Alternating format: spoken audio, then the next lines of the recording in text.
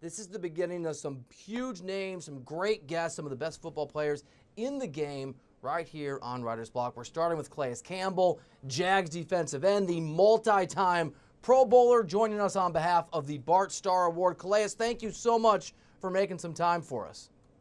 Hey, no problem, man. Thanks for having me. So I love it. The timing's great. We're talking about a Super Bowl that involved the Patriots, and one of the under the radar realities for why the Patriots have had so much success is that quarterback has been willing over the years to restructure his contract. You're in the news reports. You're contemplating doing the same thing with Jacksonville to make some cap space so they can go out and add some weapons for you and your teammates. Where did that decision come from that you were open to doing that with your contracts? Well, I mean, this is a very beginning talks, and nothing's really set in stone or anything's going on. It's just communicating. When the season ended, just with the GM, and he was saying that he's gonna get in touch with my agent, and they're gonna work out something. We'll figure it out.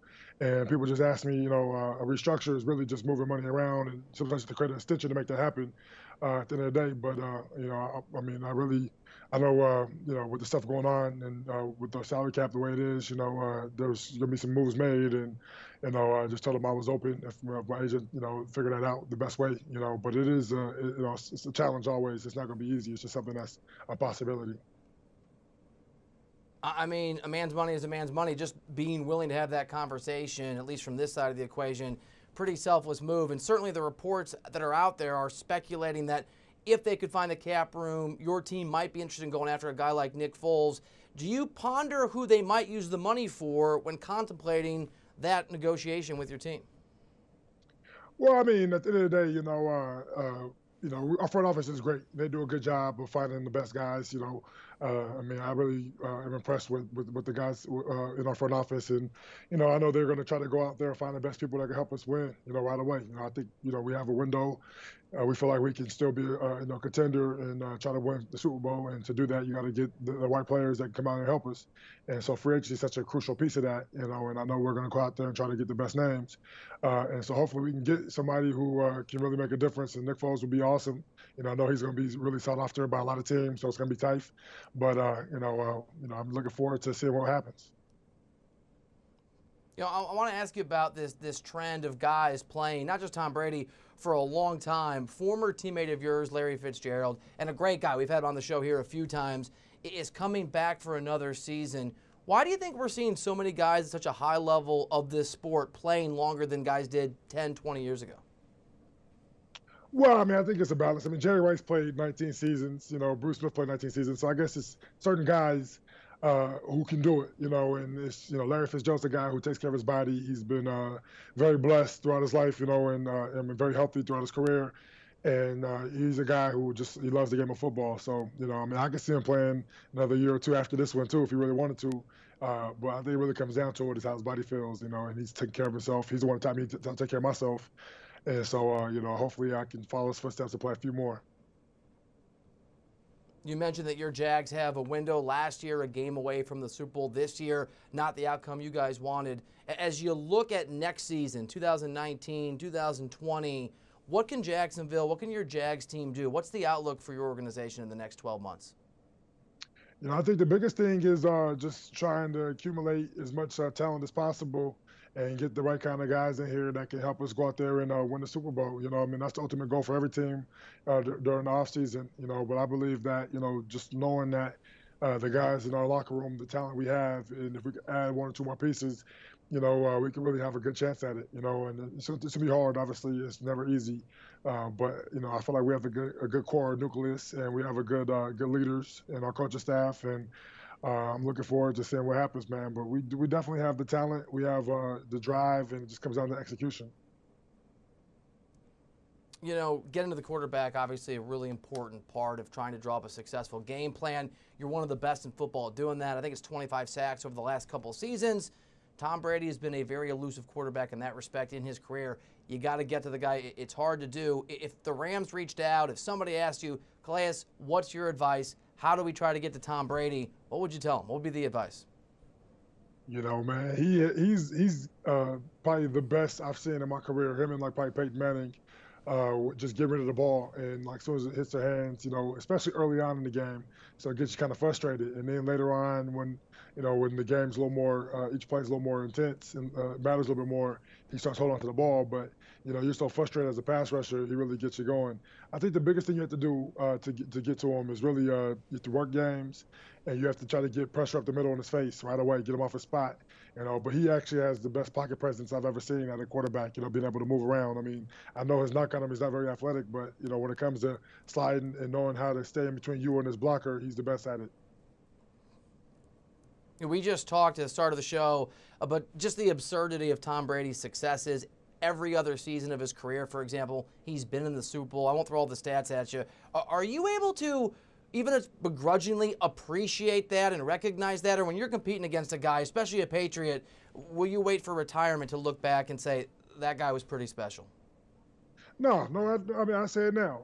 Tom Brady is, the best player I've seen play football. And I'm a huge fan of his. Just the way he prepares. The dedication he puts into his craft.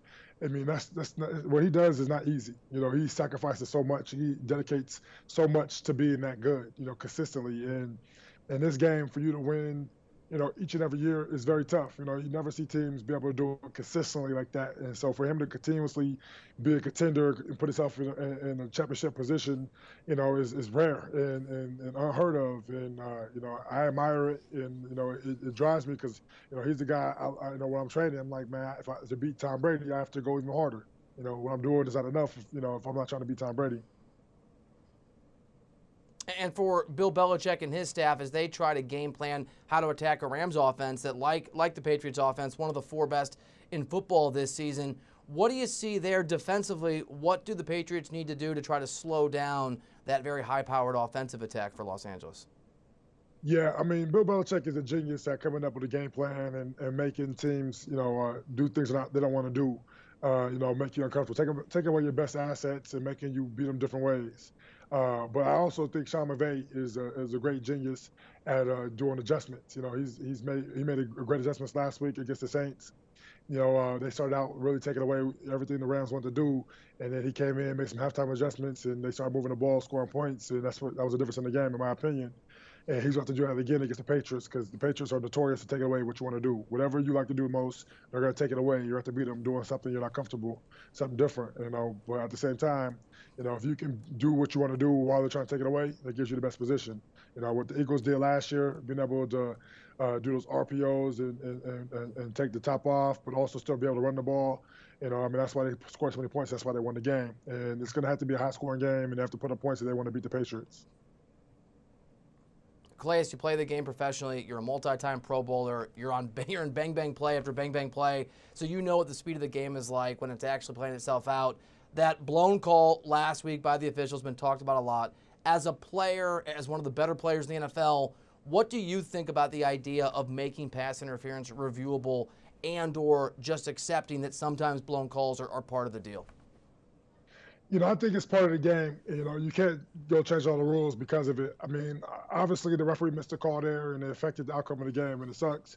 But at the end of the day, there's a margin for error for every part of the game, and the referee made a mistake. And maybe there's a way to prepare them better so they don't miss those calls, or maybe they make the reprimands that happen from the situations, public, whatever the referee has to go through for missing that call, make it public so we understand that, he's getting reprimanded for making a bad call. But at the same time, it's football. They miss a lot of calls throughout the whole game all the time. And you start trying to add instant replay in there to try to change it, man, you open up a can of worms that I don't think needs to be open because, I feel like I get held almost every play when I'm out there. And if can we review holding calls and everything else? I mean, I think that it slows the game down and takes away from, just the purity of it. So, we have to, just deal with referees making bad mistakes.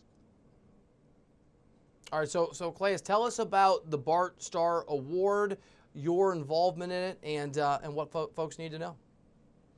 Yeah, so I was the recipient for the 2019 Bart Starr Award.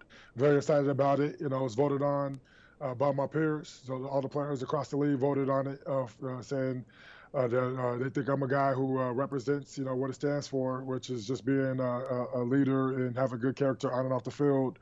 And that's just something that's important to me, man. I always try to play the game with respect and with nothing but just love for the game when I'm playing it. And I'm glad that my teammates and my peers recognize that I try to play the game the right way. And I'm glad they appreciate that. Well deserved, and I love that you're joining us representing your Yes, sir. university. Thanks for Calais. Thanks for Yes, making sir. time. Hey, man, I'm happy to be here, man. Thanks for having me.